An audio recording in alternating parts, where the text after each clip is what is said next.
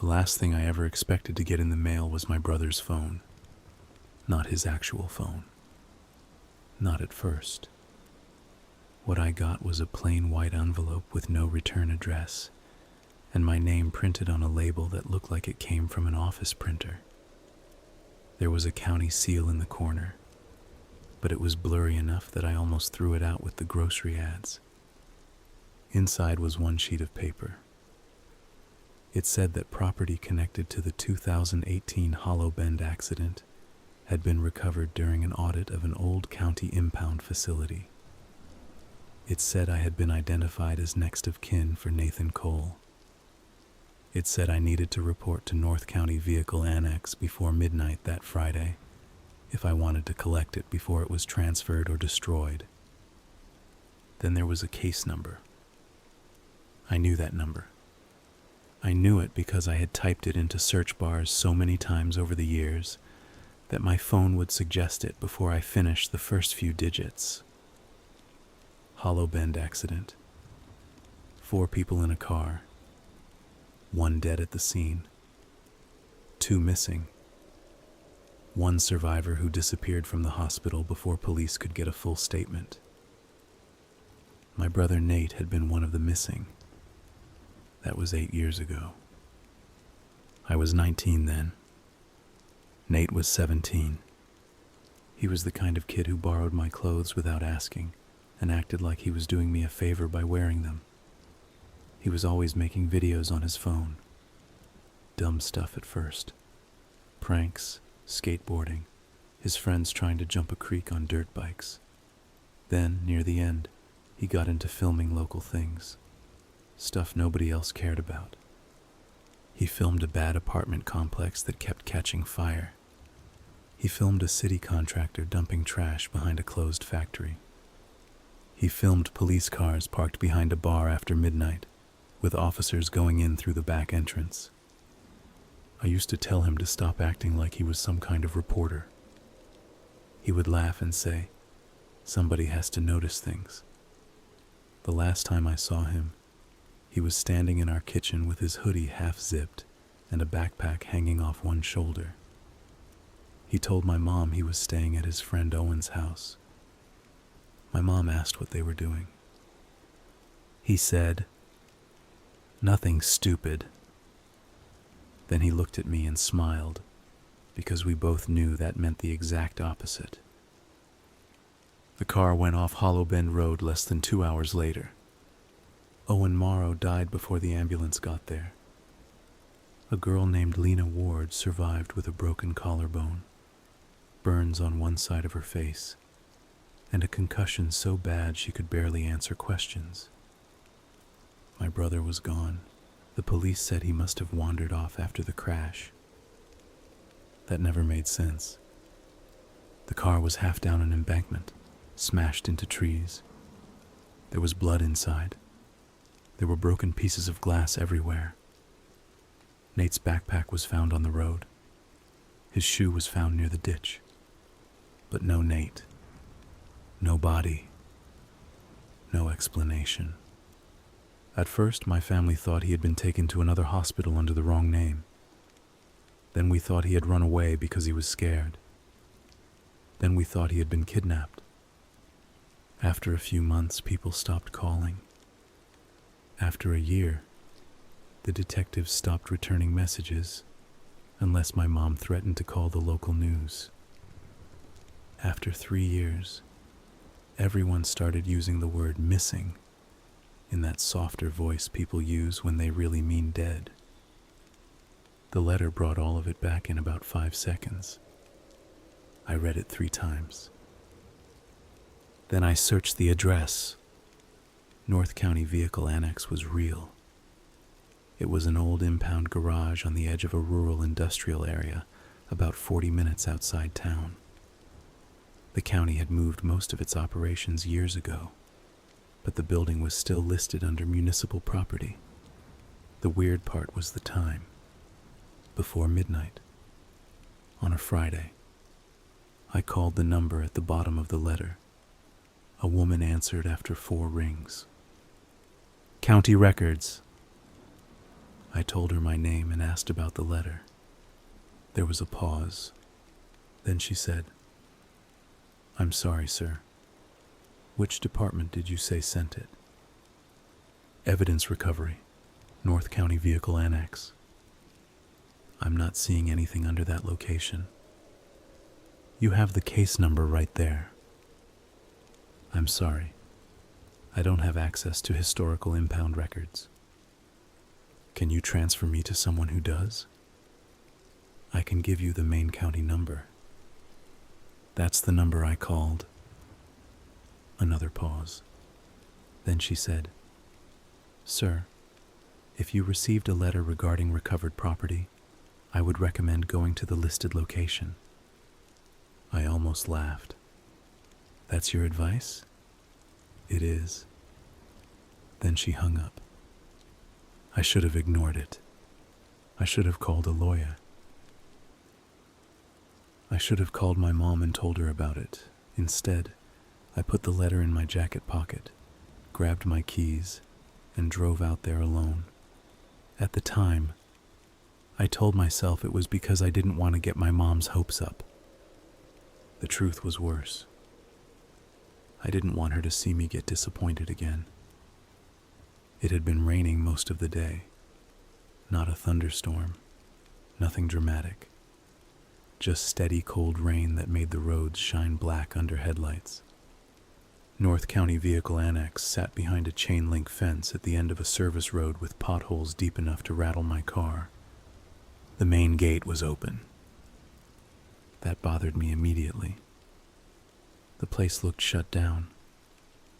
There were weeds growing through cracks in the pavement. A faded sign near the entrance still had the county logo on it, but half the letters were missing. One of the garage doors had been bent inward, like something heavy had hit it years ago, and nobody had bothered fixing it. There were 6 cars parked inside the fence. I pulled in beside them. For a second, I just sat there with the engine running. The building had only a few lights on. Yellow light leaked through the dirty front windows. I could see shadows moving inside, but not clearly enough to make out who they belonged to. I checked my phone. No signal. That was strange, but not impossible. The area was low and surrounded by trees. I grabbed the letter and got out. The rain hit the top of my hood and ran down the back of my neck before I had even made it to the front door. It was unlocked. Inside, the building smelled like old oil, wet concrete, and something sour that I couldn't place at first. The front office had been cleaned just enough to look occupied. There was a folding table near the wall, a coffee machine, a stack of paper cups, and a portable heater humming beside a filing cabinet. 5 people were standing around the room. The first person I noticed was a woman around my age with dark hair tied back under a knit cap.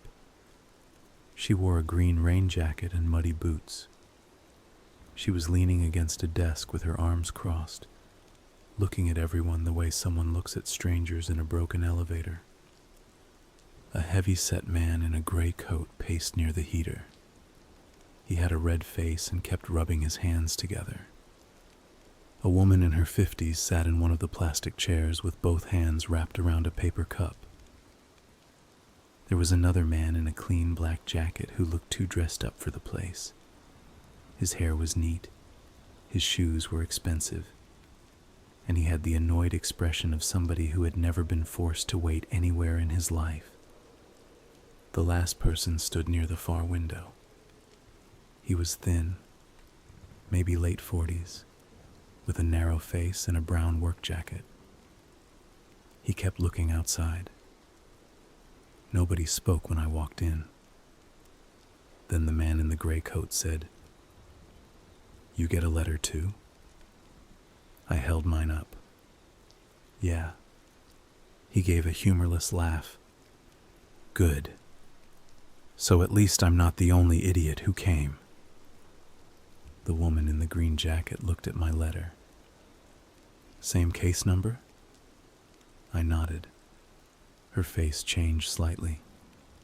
Not fear exactly. Recognition. What's your name? She asked. Evan Cole. The woman in the plastic chair dropped her cup. It didn't spill much, but it made a wet brown stain on the floor. Everyone looked at her.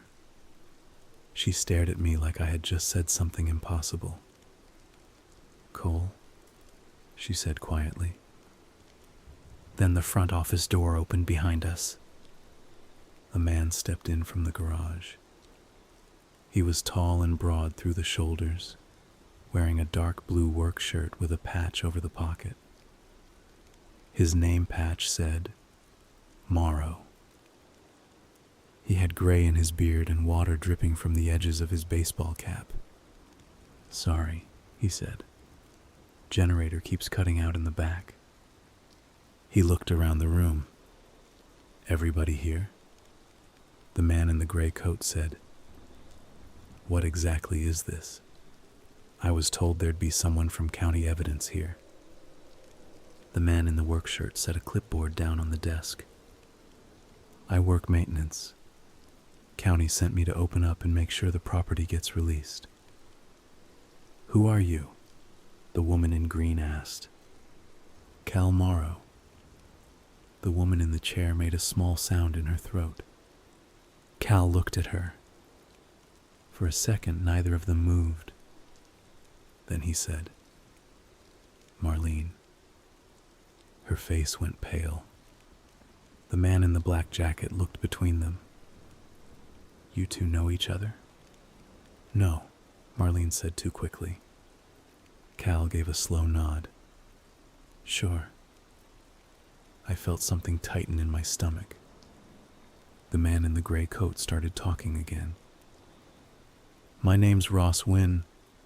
I got a letter saying there was property belonging to someone connected to a case from 2018. I didn't get much more than that. The man in black said, Gavin Reese. The woman in green said, Tessa. Just Tessa. Marlene didn't give a last name. Cal looked at all of us, then down at the clipboard. Right. We've got 6 people. That's what I was told. 6? I said. There are 6 names on the list. I looked around. Me, Tessa, Marlene, Ross, Gavin. That was 5.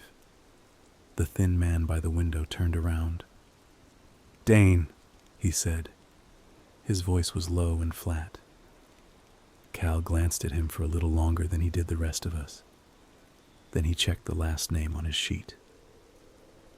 Dane Heller. The guy nodded. Cal put the clipboard down. Okay. I need everyone to sign in. Then I'll take you one at a time to the evidence lockers. Gavin let out a breath through his nose. Finally, he walked toward the desk. Cal held up a hand. Before we start, the back section is unstable. You stay in the office or the main garage. Don't wander around. Ross looked at the dark hallway behind Cal. What's unstable about it? Floor damage, old pits. Some equipment still has pressure in the lines. That's reassuring, Ross said. Cal didn't smile. Tessa looked at the clipboard. Can I see the list? Cal covered it with his hand. No. Why not? Because it has personal information on it. You just read everybody's names out loud. That was enough. For the first time, I noticed there was a fresh cut across Cal's right knuckle. Not a little paper cut. It was wide and red, like something had torn the skin open. Tessa noticed too. Her eyes stayed on it. Cal pulled his hand back. Sign in. I went first because I wanted to get it over with. The clipboard had our names typed on it in a straight line. Evan Cole, Tessa Ward, Marlene Dent, Ross Wynn, Gavin Reese, Dane Heller. Every name was there. Under mine, in the notes section, there was one word. Nate. I stopped writing. What is this? Cal looked over my shoulder. Just a reference note. That's my brother's name. I know. The room went still. I turned toward him. You know my brother? Cal's face didn't change. I knew of him. What does that mean? It means sign the paper, Evan. His voice had changed. It wasn't angry, but it wasn't friendly anymore either. I signed. Not because I trusted him, because I needed to know what he had. Cal took the clipboard and led us through the front office into the main garage. The space was huge. It had 3 service bays, 2 vehicle lifts, a deep inspection pit, and a row of rusted lockers along one wall. Old county vehicles sat in different stages of being stripped apart. A sheriff's cruiser without tires rested on blocks near the back. A burned-out pickup truck was parked beside it, its windshield blackened around the edges. There were work lights hanging from cords, but only half of them were on. Rain hammered the metal roof. Cal pointed toward a row of gray evidence lockers behind a chain-link partition. Those are the boxes. We'll do this one at a time. Gavin shoved his hands into his coat pockets. How long is this going to take? Depends what's in them. I have a meeting in the morning. Cal looked at him. Then you should have stayed home. Gavin stepped forward like he wanted to say something else, but Tessa spoke first. Who sent the letters? Cal looked at her. You know who. I don't. Yes, you do. Tessa's face hardened. No, I really don't. Cal stared at her for a moment. Then he turned away. I'll start with Gavin. Gavin followed him toward the lockers. The rest of us waited near the middle of the garage. Ross picked up a wrench from a workbench and turned it over in his hands. None of this feels right, he said. Marlene was shaking. Not visibly at first. I only noticed because the paper cup in her hand rattled against her knee. Tessa, I said quietly. Do you know what this is about? She looked at me. Her eyes were tired. Not sleepy. Just tired in a way that made me think she had spent years waiting for something bad to happen. I think I do, she said. Then tell me. Before she could answer, something crashed in the back of the garage. It was a heavy sound, metal slamming against concrete. Everyone jumped. Cal shouted something. Then came a scream. Not a long scream. Just one sharp, broken sound. Gavin. We ran toward the service bay. The first thing I saw was his shoe. It was sticking out from under the vehicle lift. The rest of him was under a rusted county SUV that had been raised several feet off the ground. The lift had come down hard. Not all the way. The SUV was resting across Gavin's chest and stomach. His arms were trapped beneath him. His face was turned toward us. At first I thought he was still alive because his eyes were open. Then I saw blood bubbling out of his mouth. His ribs had pushed up beneath his shirt in a way ribs were not supposed to move. One had broken through the fabric near his collarbone. Cal was at the lift controls, hitting the switch. Nothing happened. "Help me!" he yelled. Ross rushed over. The rest of us stood frozen for maybe 2 seconds. Then Tessa grabbed a metal bar from the floor and handed it to Cal. He jammed it into the side panel, pulling at wires. The lift jerked. The SUV rose a few inches. Gavin made a wet, choking noise. Then the lift dropped again. This time it came down farther. There was a sound like someone breaking a box of dry branches. Gavin's body flattened under the weight. Blood spread across the concrete beneath him. Tessa grabbed my arm hard enough to hurt. "Don't move," she said. I had no idea why she said it. Then I saw what she was looking at. The lift pedal. A small piece of metal had been wedged against it. It was holding the control down. Someone had done it on purpose. Cal pulled the wedge free. The lift rose again. Ross backed away so fast he slipped in blood and fell on one knee. Nobody said anything for a few seconds. Then Marlene started crying. Not loudly. Just short, shaky breaths through both hands. Cal stared at the body. His face was blank.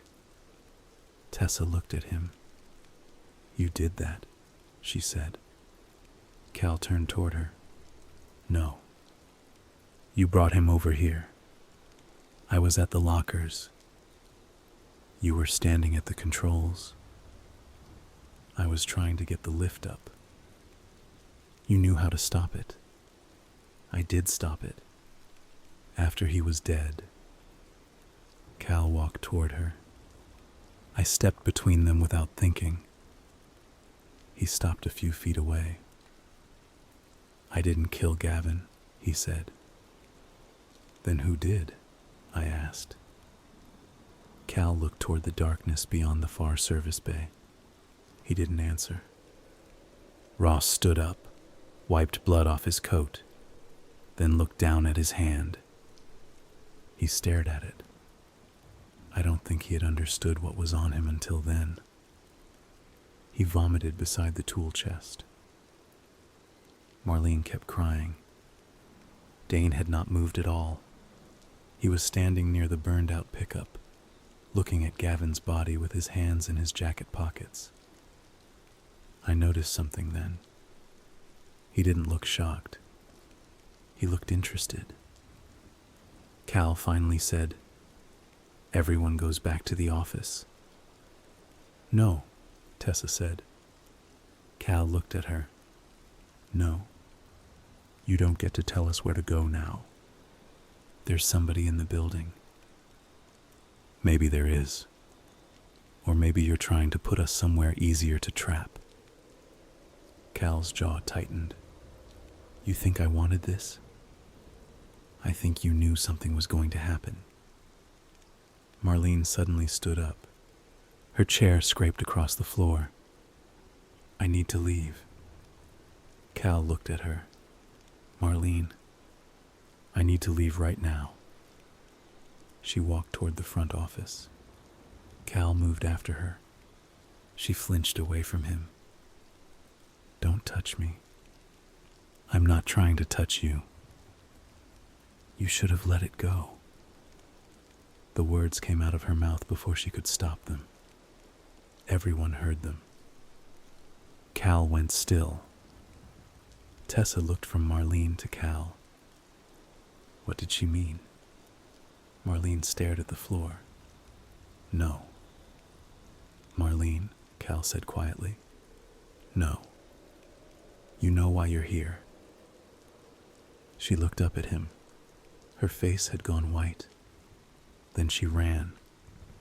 Not toward the front door. Toward the hallway beside the office. Cal shouted after her. She disappeared into the dark. A few seconds later, we heard a door slam. Ross looked at Cal. "What the hell is this?" Cal rubbed a hand over his face. Then he walked to the workbench and grabbed a flashlight. "I need to find her." "You're not going anywhere alone," I said. He looked at me. "You want to come?" I didn't, but I also didn't want him walking away where none of us could see him. Tessa came with us. Ross stayed in the garage with Dane. We found the hallway door open. The corridor beyond it was narrow and lined with old offices. The emergency lights were on, but only barely. They gave everything a dull orange color. Cal called Marlene's name. Nothing. Tessa held the flashlight while Cal checked the first few rooms. Most were empty. One had old desks stacked against the wall. Another had shelves full of cardboard boxes marked with dates. The last room at the end of the hall was a bathroom. The door was closed. Cal knocked. Marlene? No answer. He tried the handle. Locked. Marlene, he said again.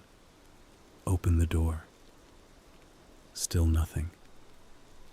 Tessa looked at me. Then she backed away from the door.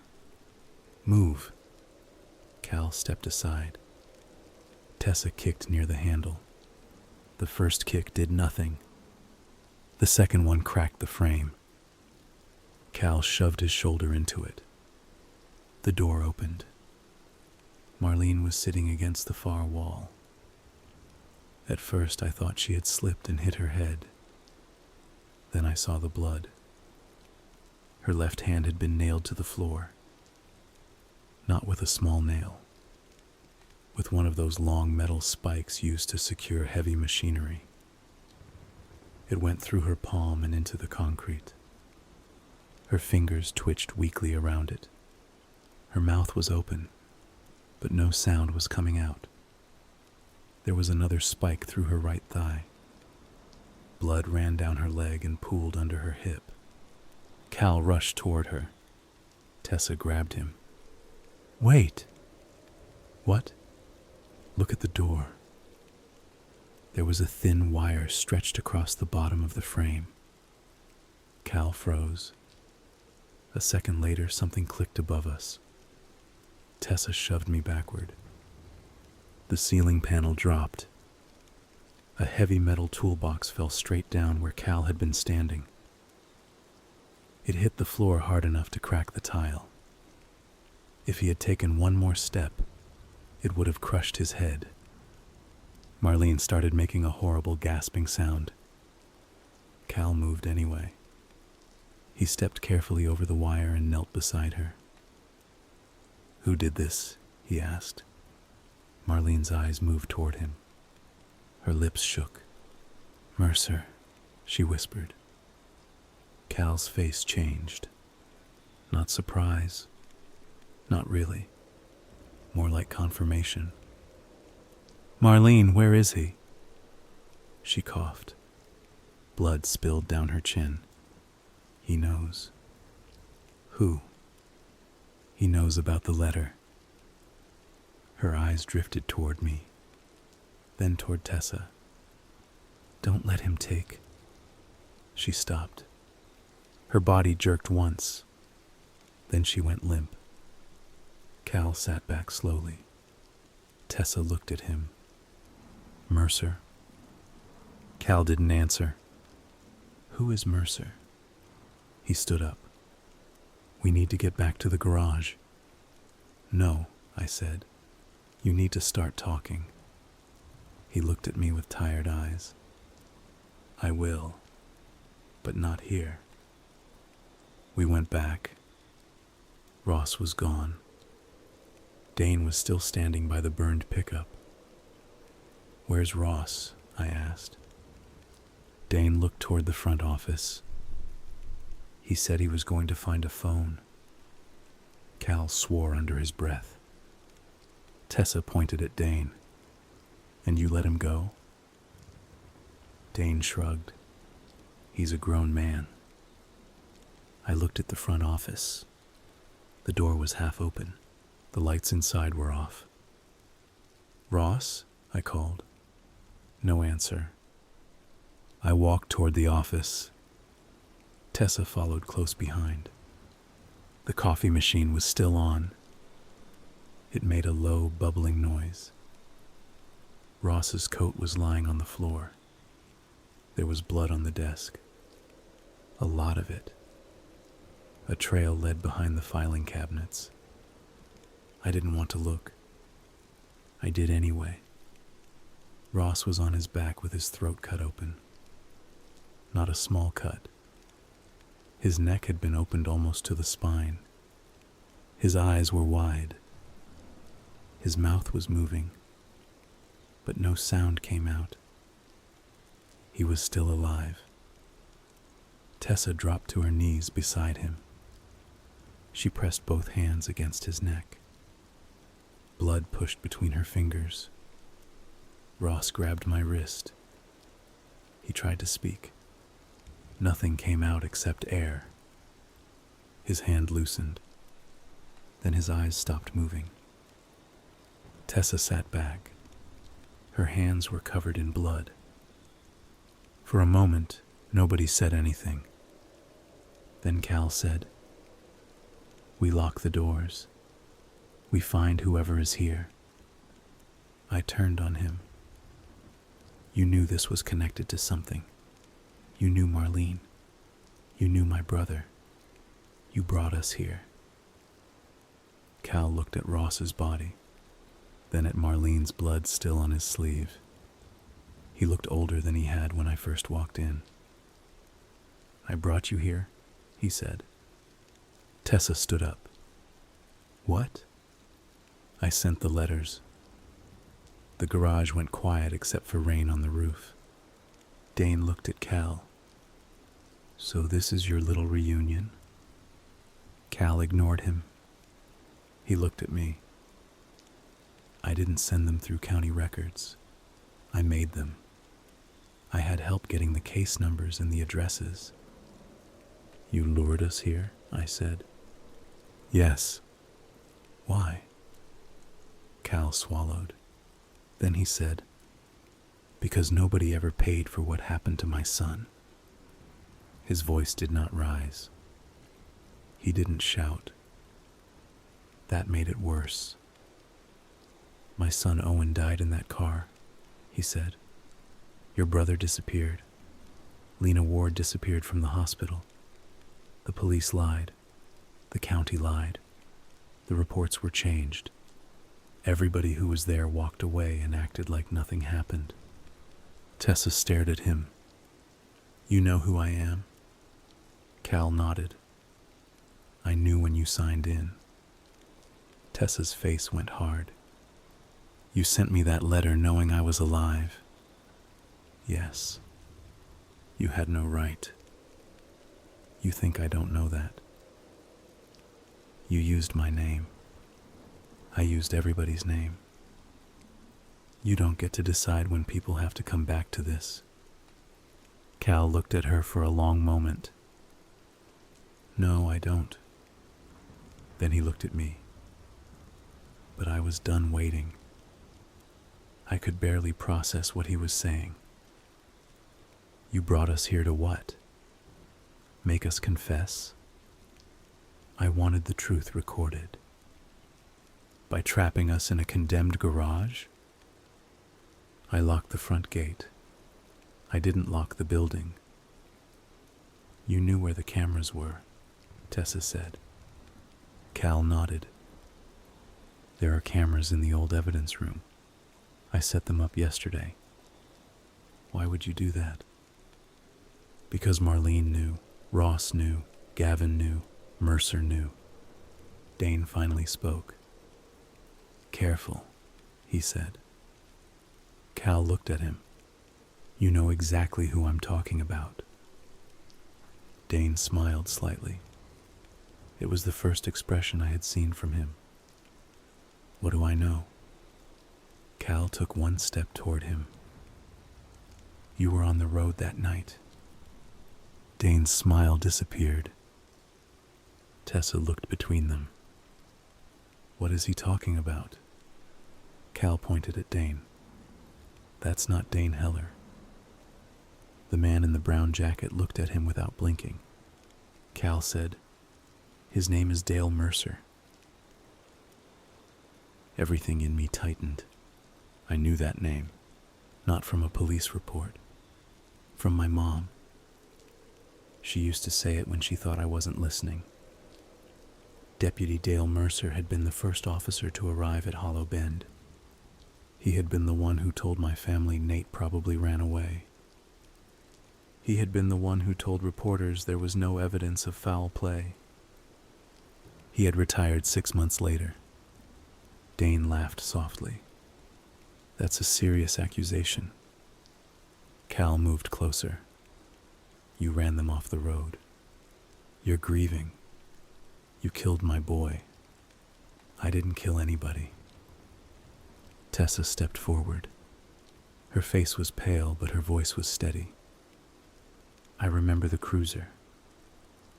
Dane looked at her. For the first time, he looked uncomfortable. I remember the lights behind us, she said. I remember Owen saying the car was following us too close. I remember Nate filming from the passenger seat. Dane looked toward the floor, then back at her. You were barely conscious when police found you. I was conscious enough. You were a kid. I was 17. You were drunk. I wasn't driving. The way he said it made something click in my head. He wasn't denying anything. He was trying to make it sound smaller. Cal grabbed Dane by the collar. Dane reacted fast. He drove his forehead into Cal's face. Cal stumbled back. Dane pulled a knife from inside his jacket. It was short and black, the kind you could carry in a boot or a pocket. Tessa backed away. I grabbed the nearest thing I could reach, which happened to be a tire iron. Dane looked at all of us. Then he smiled again. You really should have let this go, he said. The lights went out. Every light in the garage died at once. The heater stopped. The coffee machine stopped. For half a second there was nothing but rain and breathing. Then someone screamed. It was Cal. A flashlight beam swung wildly across the garage. I heard metal hit metal, then a wet thud. The emergency lights came on. Cal was on the floor. A blade was buried in his side. He was clutching at it with one hand. Dane was gone. Tessa dropped beside Cal. Where did he go? Cal grunted. Back door. I looked toward the service bays. One of the garage doors was open just enough to show rain blowing in. Evan, Tessa said, help me. We dragged Cal behind the workbench. Blood soaked through his shirt. He looked at me. He has the phone. What phone? Your brother's. My breath caught. What? Cal grabbed my jacket. Locker 12, bottom row. Don't let him get it. Then he pushed me away. Tessa was trying to stop the bleeding. I looked at the evidence lockers behind the chain link partition. Locker 12 was at the far end. I ran. The chain link gate was locked with a padlock. I grabbed the metal and shook it. Nothing. Tessa shouted, "Keys!" Cal reached into his pocket, pulled out a ring, and threw it across the floor. I caught it. There were 6 keys. My hands shook so badly that I dropped the first 2. The third key worked. I opened the gate. The evidence lockers were old gray metal cabinets with numbered doors. Locker 12 was near the bottom. I crouched in front of it. For a second I couldn't make myself open it. Then I turned the handle. Inside was a cardboard box. My brother's name was written across the top in black marker. Nathan Cole. I stopped breathing. The box was dusty. The cardboard was soft around the edges, like it had been moved around a lot. I pulled it out and opened it. Inside was Nate's hoodie. The same dark blue hoodie he wore the night he disappeared.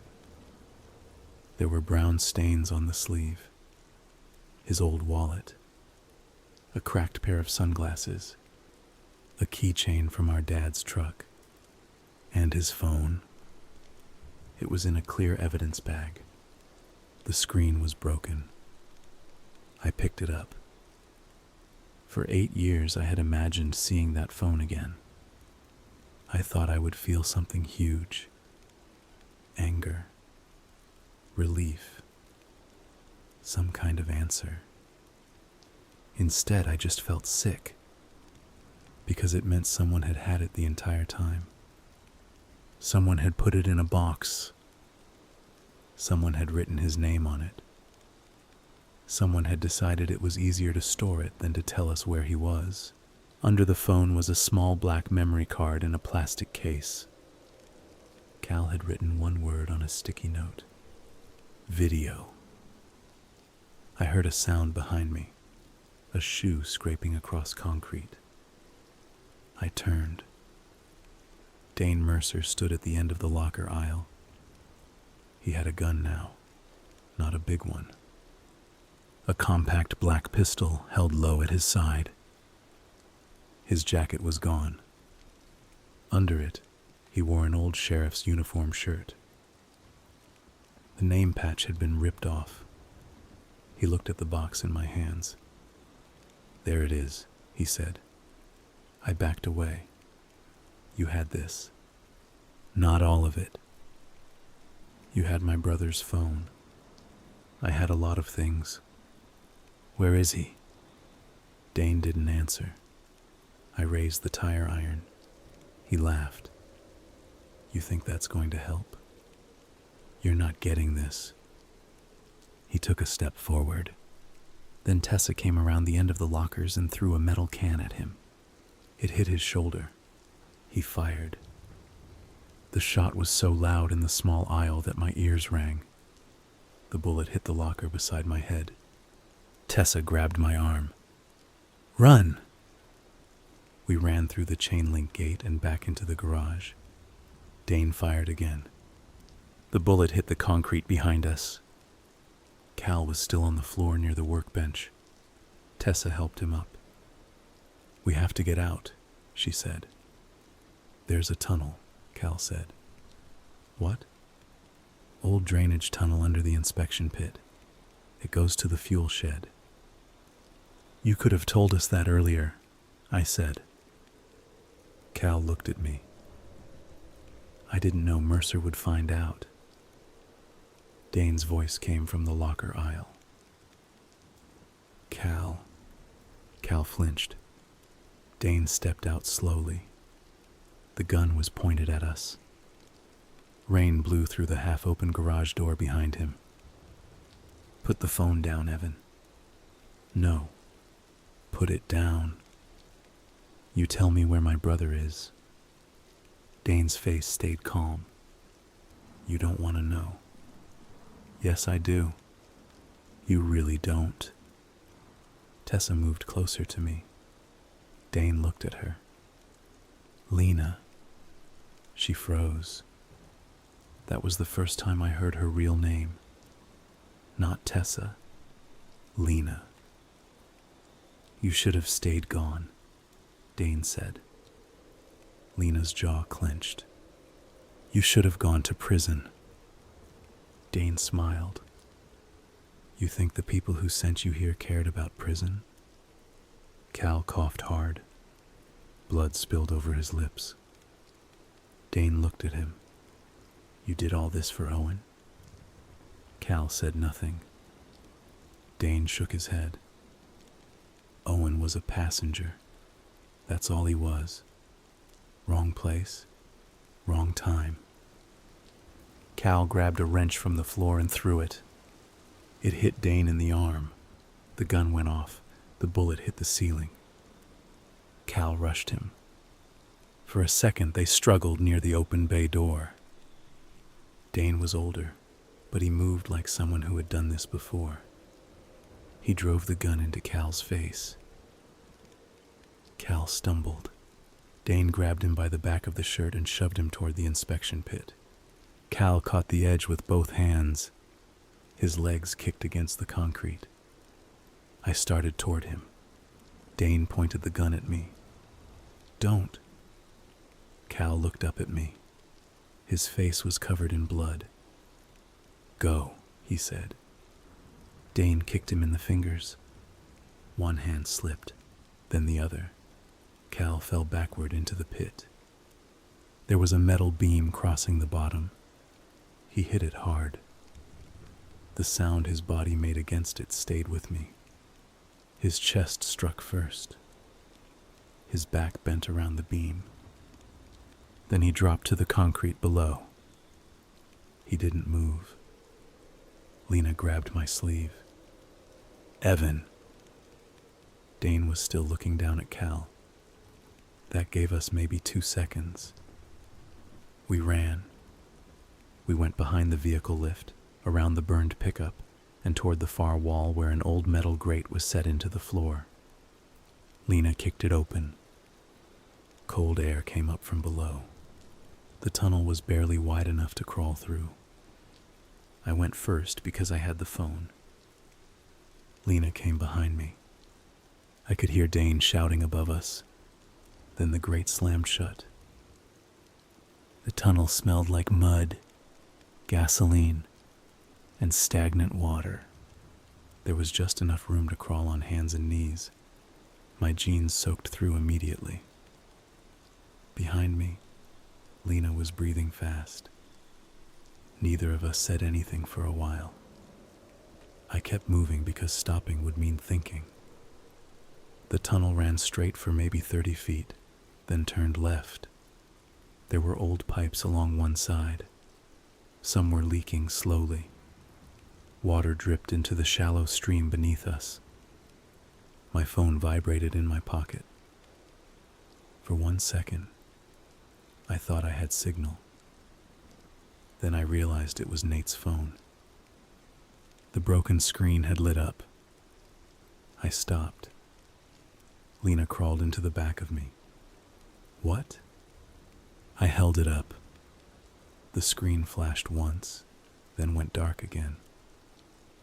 "No battery," I said. "Could be a power surge. It shouldn't have any charge.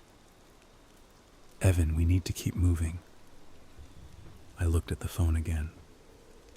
Then I put it in my pocket. We crawled until we reached a vertical ladder. At the top was another grate. Lena climbed first. She pushed.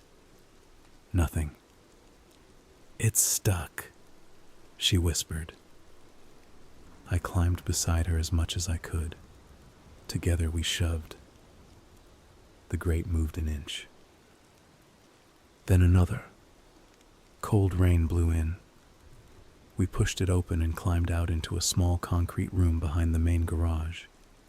It was the old fuel shed. There were rusted tanks along one wall and an overturned desk near the door. For the first time in what felt like forever, we were outside the main building. I could see the gate through the rain. It was maybe 100 yards away. Beyond it was the road. If we could get there, we could run. Lena moved toward the door, then stopped. "What?" I asked. She pointed at the ground. There were tire tracks in the mud. Fresh ones. A county sheriff's cruiser was parked beside the fuel shed. I hadn't seen it when I arrived. Its headlights were off. The driver's door opened. A man stepped out wearing a deputy's uniform. He was younger than Dane, maybe mid-30s, clean-shaven, calm. His name tag said, Heller. He looked at us. "Thank God," he said. "I've been looking for you." Lena grabbed my arm. I felt her fingers dig into my skin. The deputy lifted both hands. It's okay. I got the call from dispatch. There's been a shooting inside. I didn't answer. He looked at my face, then at Lena. You two hurt? Who are you? Lena asked. Deputy Grant Heller, County Sheriff's Office. She looked at his badge, then at the cruiser. He walked closer. Where's the shooter? Inside, I said. He nodded. Okay. Get in the car. I'll call it in. Lena whispered. Evan. I looked at her. Her eyes were wide. She was shaking her head almost imperceptibly. The deputy saw it. What's wrong? Lena stepped back. Nothing. Ma'am, I need you to get into the vehicle. No. His expression changed. Not much. Just enough. The friendly look disappeared. He took one step toward us. Then a gunshot came from the garage. Deputy Heller turned toward the noise. At the same time, Dane Mercer came around the corner of the fuel shed. He had blood on his face and Cal's work shirt clutched in one hand. He looked at the deputy. The deputy looked at him.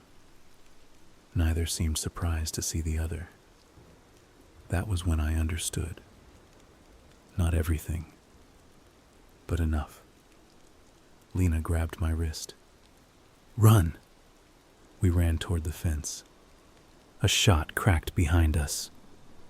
Something hit the ground near my foot. We ducked behind an old tow truck parked beside the fuel shed. I heard the deputy yell, "You're making this harder than it has to be." Dane shouted back, "You brought them here. Cal brought them here. You knew about the letters." I knew Cal was stupid enough to send them. They were arguing, not like strangers, like people who had done this before. Lena pressed herself against the side of the truck. Her face was wet with rain. "I know Heller," she said. "What?" "He was there that night." "What do you mean?" "He wasn't a deputy then. He was a sheriff's transport officer. He worked with Mercer." "You're sure?" "I saw him when they dragged Nate out of the car." Everything around me seemed to flatten. The rain, the garage, the shooting. I looked at her. "What did you say?" Lena looked away. "I didn't know his name then. I saw him again later, at the hospital. He came into my room after they said I had a concussion." "You saw Nate?" "He was alive." I stared at her. "You saw him alive?" "I saw them pull him out of the car. He was bleeding, but he was alive. He was filming. He kept asking where Owen was." My hands started shaking.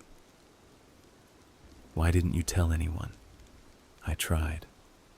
You disappeared. My aunt took me away. She thought they were going to kill me. She was right. You knew this whole time." "I knew he was taken.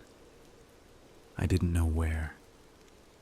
I didn't know if he survived." I wanted to scream at her. I wanted to hit something.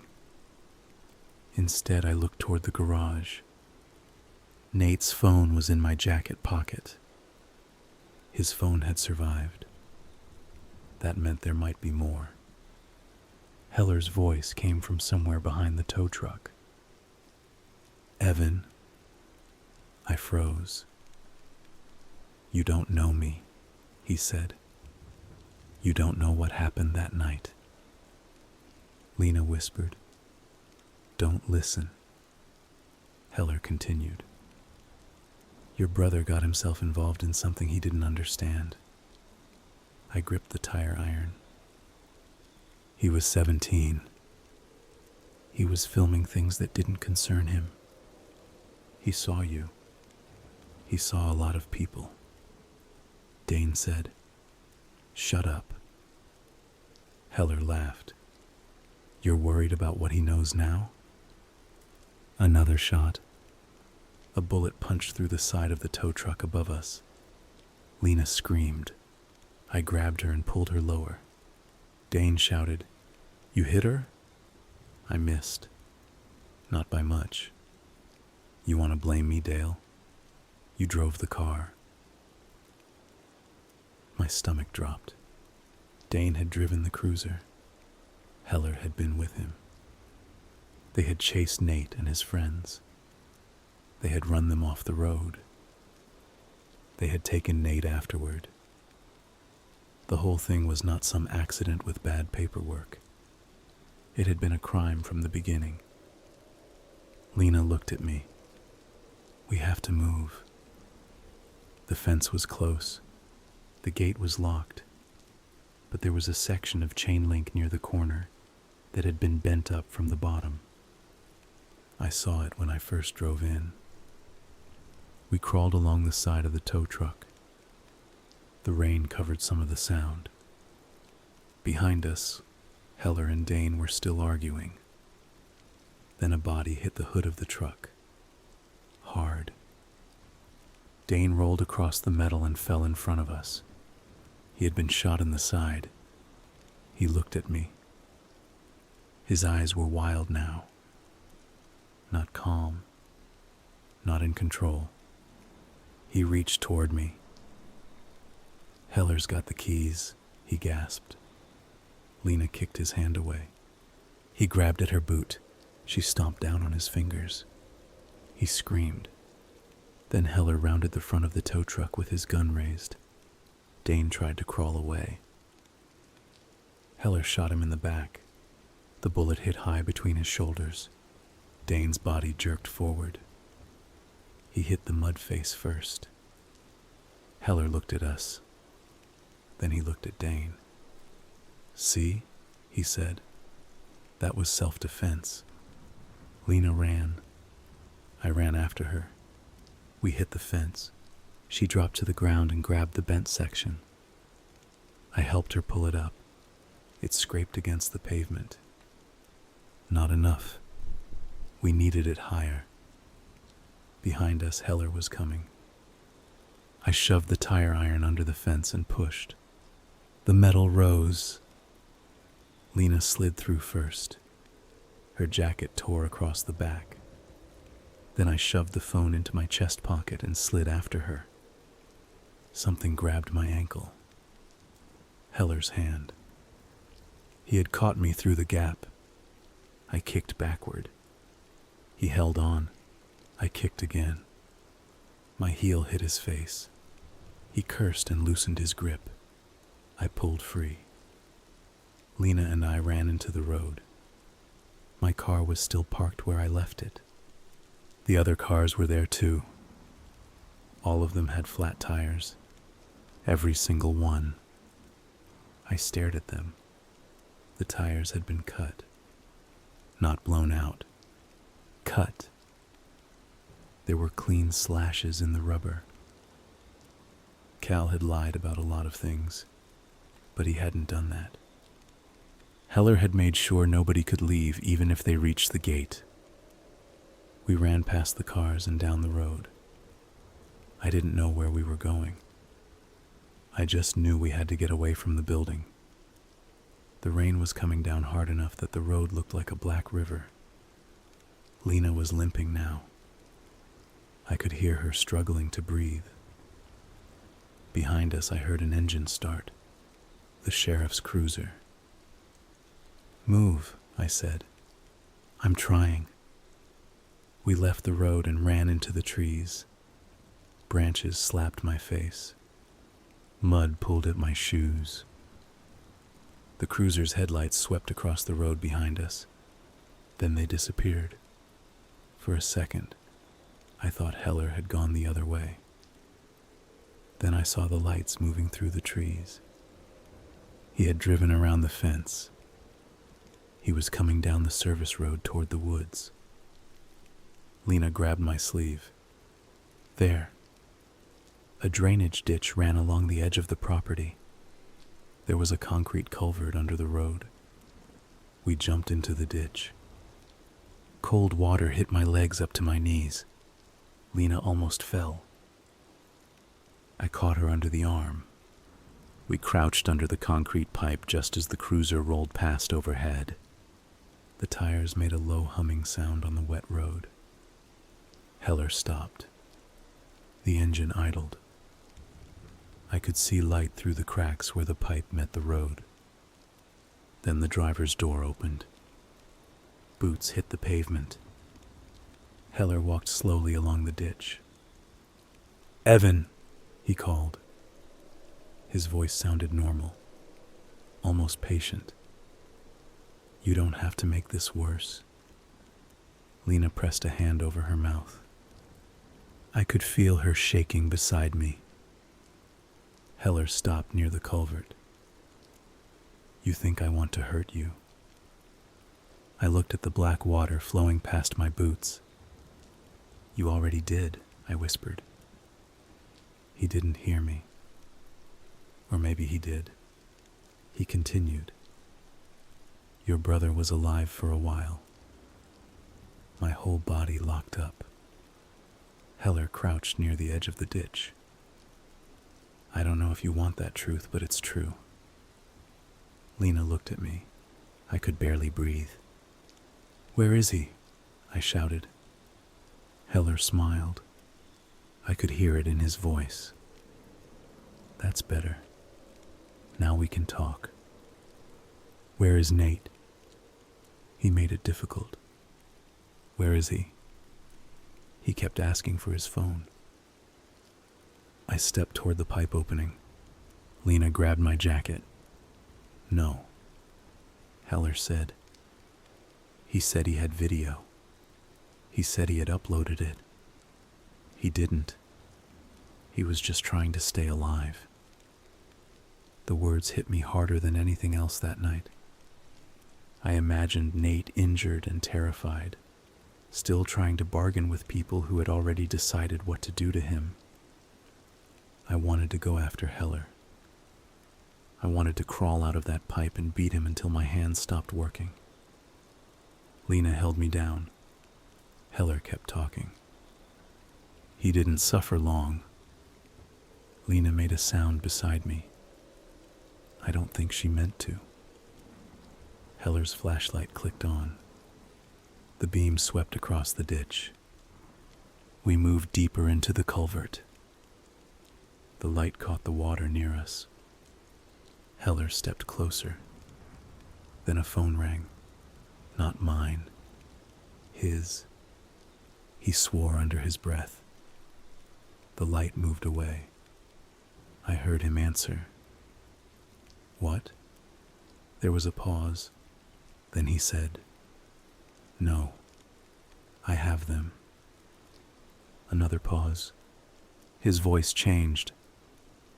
"Who called it in?" He listened. "State police?" I looked at Lena. She pointed to my pocket.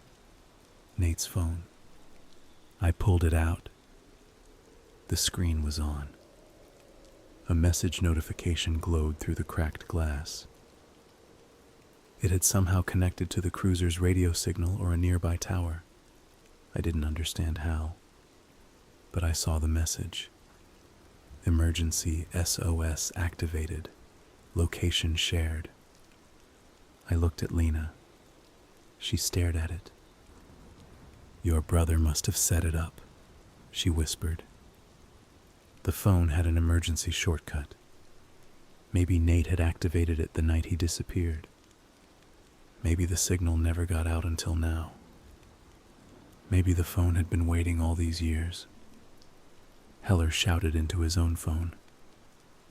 "No, you don't send anyone here. I'll handle it." Then he got back in the cruiser. The engine roared. The car sped away. For a second, neither of us moved. Then Lena said, "We need to get back to the garage." I stared at her. Why? The video card. It's in my pocket.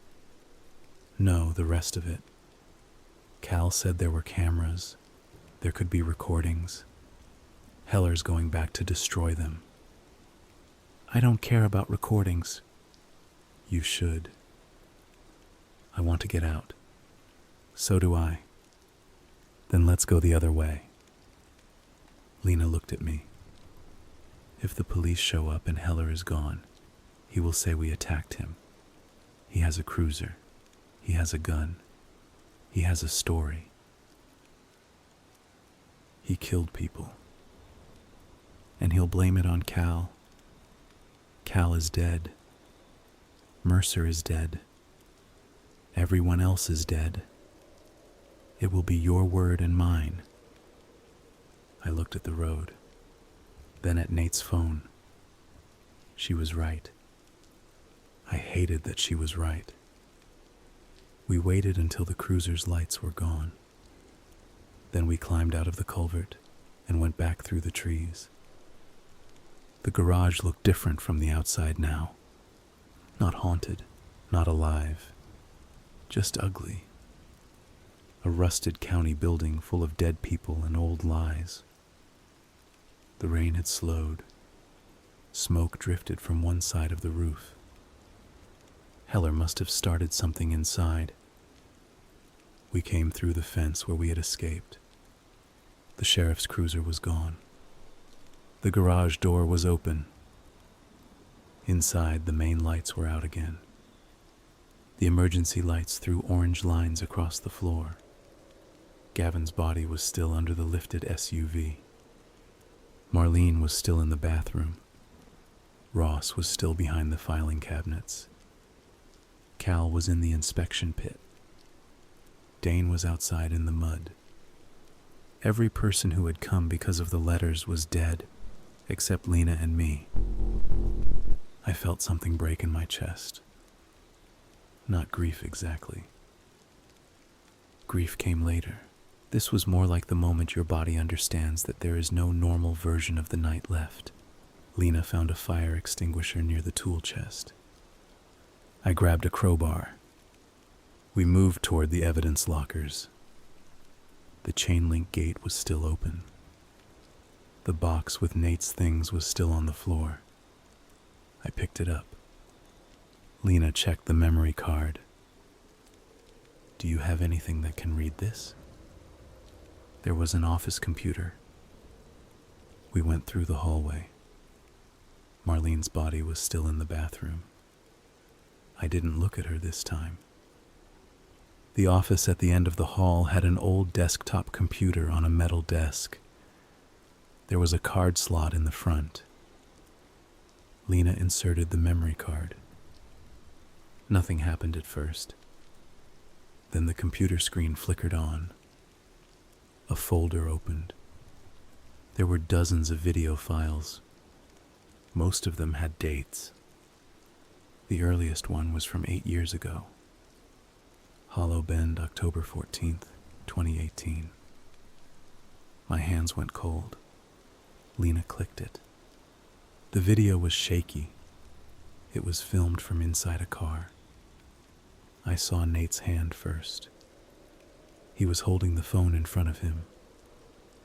The windshield was cracked. The night outside was dark except for headlights behind them. Owen was driving. I recognized him from old photos. Curly hair, thin face, one hand on the wheel. Lena was in the back seat, half turned toward the rear window. Nate said, "He's still following us." Owen said, "I know." Lena said, "Just pull over." No way. A police cruiser was behind them. Not close enough to see the driver, but close enough that the lights filled the back window. Nate turned the phone toward himself. He looked scared. Not panic. Not screaming. Just scared. He said, "If anything happens, this is Deputy Mercer's car." The video jumped. The car swerved. Lena screamed. The camera spun. For a second, all I could see was black sky and the edge of the road. Then there was impact. The sound was horrible. Metal folding, glass breaking, someone screaming. The phone landed sideways. The image showed dirt, broken branches, and part of the car door. Then boots came into view. 2 sets. One pair belonged to Dane Mercer. Even after 8 years, I knew him immediately. He was younger, but it was him. The second man was Heller. He was wearing a county transport uniform. Nate was somewhere off camera. I could hear him groaning. Owen wasn't making any sound. Lena was crying. Mercer said, "The kid filmed it." Heller said, "Then get the phone." Mercer said, "He's still alive." Heller said, "Not for long." The video shook again. Someone picked up the phone. For a second, Nate's face filled the screen. He was lying on the ground. Blood ran from his forehead into one eye. He looked directly at the camera. Then he whispered, "Evan." I stopped breathing. It was the first time I had heard my brother's voice in years. He looked terrified, but he was alive. The camera moved. Mercer grabbed Nate by the jacket and dragged him away. The video cut out. I stared at the screen. Lena was crying silently. Behind us, something creaked. The office door slowly opened. Heller stood in the hallway. He had blood on his uniform. His gun was raised. "Touching," he said. Lena spun around. I grabbed the computer monitor and threw it at him. It hit the door frame and shattered. Heller fired. The bullet punched through the desk beside me. Lena grabbed the evidence box. We ran through the other door at the back of the office. It led into a storage room filled with shelves. Heller fired again. Glass exploded somewhere behind us. We pushed through boxes and old equipment. At the far wall, there was a metal door with a small window. Locked. Lena tried the handle. Nothing. I swung the crowbar at the lock. Once. Twice. The third hit broke the latch. The door opened into the back garage. We ran out into the rain. Heller followed. "Stop." A shot hit the ground near Lena's foot. She stumbled. I pulled her behind a parked tow truck. There was no time to think. No path that felt safe. The fence was still open where we had bent it. Beyond that was the road. But Heller had already shown us he could move faster than us in the cruiser. Lena looked at the burned pickup inside the garage. The truck. What? The burned truck. It has keys. How do you know? I saw them when we came in. You want to drive that? We don't need to go far. We ran back through the garage. Heller was outside now, circling around the fuel shed. The burned pickup had no windshield, but the doors still opened. The keys were hanging from a hook under the dash. I got in. The seat was wet. The interior smelled like ash and mold. Lena climbed in beside me with the evidence box pressed to her chest. I turned the key. Nothing. I tried again. The engine coughed once, then again. Heller came through the main bay. He saw us. He raised his gun. The truck started. I slammed it into reverse. The back window was gone, so rain flew in behind us. I backed out fast. Heller fired. The bullet shattered the passenger side mirror. Lena ducked. I turned the wheel hard. The truck spun slightly in the mud, then caught traction. We shot through the open garage door and onto the service road. The truck had almost no headlights. One worked. The other flickered. The steering pulled to the left. The brakes felt soft, but it moved. That was enough. I drove. I drove faster than I should have. The road was wet and narrow. Trees pressed in on both sides. Every time we hit a pothole, the truck shook like it was going to come apart. Lena held onto the dashboard with one hand and the evidence box with the other. Behind us, headlights appeared. The cruiser. Heller was coming after us. "You have to lose him," Lena said. "I know. There's an old quarry road up ahead. You know this area? My aunt lived near here." "Why didn't you mention that?" "Because I didn't think we'd be running from a cop through a storm." The cruiser got closer. Its headlights filled the rearview mirror. Heller rammed the back of the truck. The pickup lurched forward. The evidence box slid across Lena's lap. Nate's phone hit the floor. I grabbed the wheel tighter. "He's going to push us off," Lena said. "I know. You keep saying that." "Because I know." I saw a narrow road breaking off to the right. No sign, just gravel and trees. Lena pointed. "There." I turned hard. The truck fishtailed. For a second I thought we were going to roll. Then the tires caught the gravel. We shot down the quarry road. Heller followed. The road climbed uphill. The pickup struggled. The engine made a grinding sound. The cruiser closed the distance again. Lena looked behind us. "He's right there." I saw an abandoned excavator ahead, parked near the edge of the quarry. Beyond it was a wide open pit filled with dark water. No lights, no buildings. Just gravel, machinery, and black trees. The road ended there. I hit the brakes. The pickup slid sideways and stopped near the excavator. Heller's cruiser stopped behind us. For 1 second, neither vehicle moved. Then Heller got out. He had his gun in one hand. Rain ran down his face. He looked exhausted now. Not invincible. Not calm. Just angry. He walked toward the truck. "Get out." Lena whispered. "Don't. We don't have anywhere to go." "Then make somewhere." Heller aimed the gun at the windshield. "Evan, I know you can hear me." I looked at Nate's phone on the floor. The cracked screen lit up again. Another message.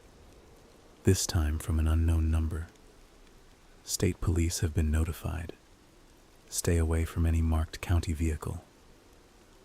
I showed Lena. She looked at it. Then she looked toward the cruiser. "He knows they're coming," she said. "That's why he brought us here." Heller shouted, "Last chance." I looked at the excavator. The machine was old, but the key was still in it. Lena saw what I was looking at. She nodded once. I opened my door. Heller raised the gun. "Hands where I can see them." I stepped out slowly. Lena stayed inside. Heller pointed the gun at my chest. "Phone." "What?" "Your brother's phone." I reached into my pocket. Not because I wanted to give it to him. Because I wanted him looking at my hands. I pulled it out. He stepped closer. Throw it. I threw it toward him. Not hard. It hit the ground near his feet.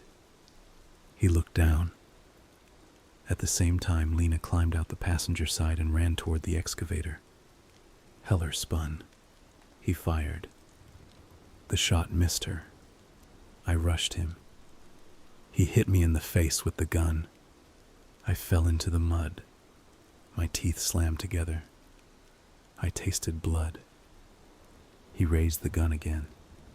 Then the excavator engine roared to life. Heller looked toward it. Lena had gotten inside. The machine's headlights came on, bright and white. The excavator arm lifted. Heller fired at the cab. The bullet hit the glass but did not break through. Lena swung the arm toward him. Heller jumped aside. The bucket smashed into the hood of the cruiser.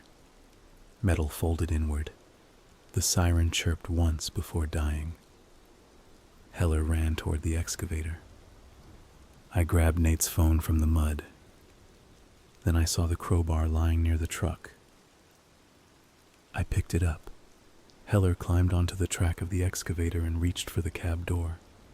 Lena swung the arm again. The machine rocked.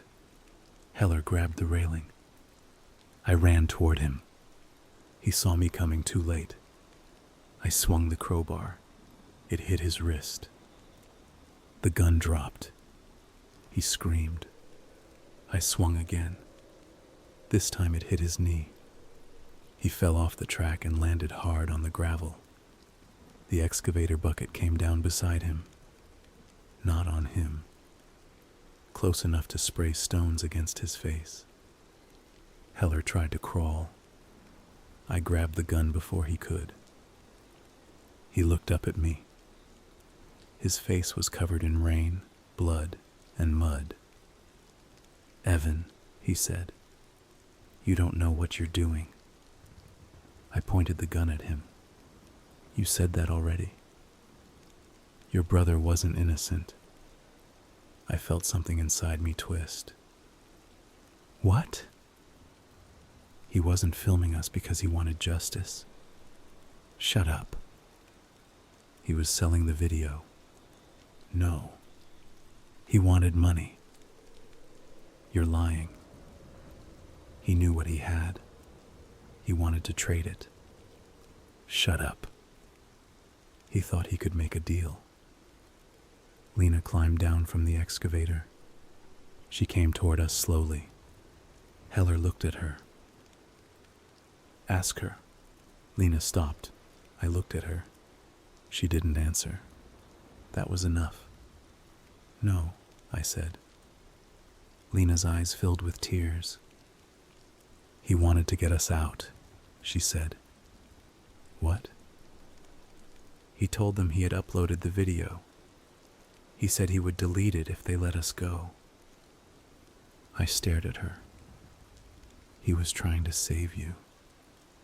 He was trying to save all of us." Heller laughed weakly. "He got Owen killed." Lena walked closer. "No, you did." Heller looked at her. "You don't know how any of this worked. I know you chased us. You kids were in the wrong place. You ran us off the road. You were trespassing. You took Nate." Heller's face tightened. "I didn't take him." "Then who did?" He looked away. That was the first honest reaction he had given all night. I realized there was still something missing. Mercer and Heller had taken Nate from the crash. But maybe they had handed him off to somebody else. Maybe Nate had survived longer than we knew. Maybe the people who covered it up were bigger than those two men. I wanted answers. I wanted every name. But I could hear sirens in the distance now. Real sirens, not the dying chirp of Heller's broken cruiser. Heller heard them too. He looked at me. Then he smiled. You think this ends with me? I stepped closer. You're going to tell them everything. He looked at the quarry water, then at the gun in my hand. You're going to have to explain all the bodies first. Lena grabbed my arm. Evan. I looked at her. She was shaking.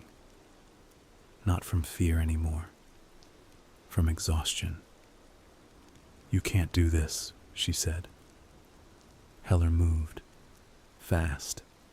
He grabbed a handful of gravel and threw it at my face. I flinched. He lunged for the gun. We hit the ground. The gun went off. The shot echoed across the quarry. Heller was on top of me. His hands closed around my throat. He was stronger than he looked. I tried to push him off, but my arms were slipping in the mud. His face was inches from mine. You should have stayed home, he said. I grabbed for anything. My hand hit the crowbar. I pulled it toward us. Heller saw it. He tried to move. I swung. The crowbar struck the side of his head. Once, he fell sideways. I swung again. Harder. This time he stopped moving. The sirens got closer. I sat there in the mud with the crowbar in my hand. Lena was standing over me. Neither of us said anything. I didn't feel like I had won. I didn't feel relieved. I felt empty. Like everything that had kept me moving that night had suddenly shut off. The state police arrived about 4 minutes later. 2 cruisers, then an ambulance. The first officer who got out had his weapon drawn until he saw Heller on the ground. He asked who fired the shots. He asked if anyone else was alive. He asked where the building was. He asked about the other bodies. I answered what I could. Lena answered the rest. They took us to the hospital before sunrise. I sat in a hard plastic chair with a blanket around my shoulders and dried blood on my hands. A detective took Nate's phone from an evidence bag and asked me if I knew the passcode. I did. It was the same code Nate used for everything when he was younger. Our dad's birthday. The detective handed the phone back to me. The screen was cracked, but it turned on. There were dozens of old files. Most were corrupted. Some were blank. But there was one folder that opened. It had 3 videos. The crash video was one. The second was a short clip of Nate in the back of some kind of van. He was alive. He had blood on his face. He looked into the camera and said, "If you find this, tell Evan I didn't leave." The third video was only audio. The screen stayed black. I listened to it 3 times. At first, all I could hear was static. Then voices. Mercer, Heller, and someone else. A third man. The voice said, "Move the boy before daylight. Morrow knows too much already." The detective asked me who it was. I told him I didn't know. But I did. Not exactly. I knew I had heard that voice before. Years ago. At a press conference after Nate disappeared. Standing beside my mother. Telling her they would never stop looking. The county sheriff. They arrested him 2 days later. Then they found 3 more bodies connected to Hollow Bend. Not Nate. Not at first. They found him 6 months later in a burial site behind an abandoned recycling plant 40 miles away.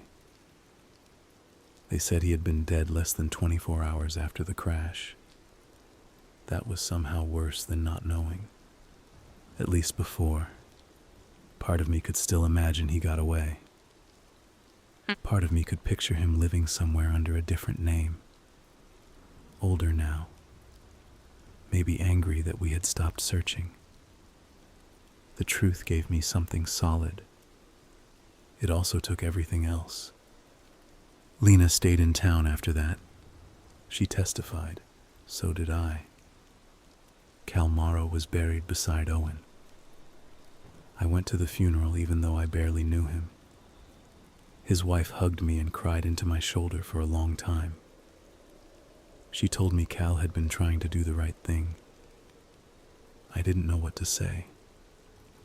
He had trapped us in that garage. He had lied. He had used fear as a weapon. But he had also spent 8 years carrying the same kind of loss my family carried. I don't know if that made him good. I don't know if it made him forgivable. I just know he died trying to stop the men who killed his son. For months after that, I couldn't drive at night. Every set of headlights behind me made my hands sweat. Every police cruiser made my heart race.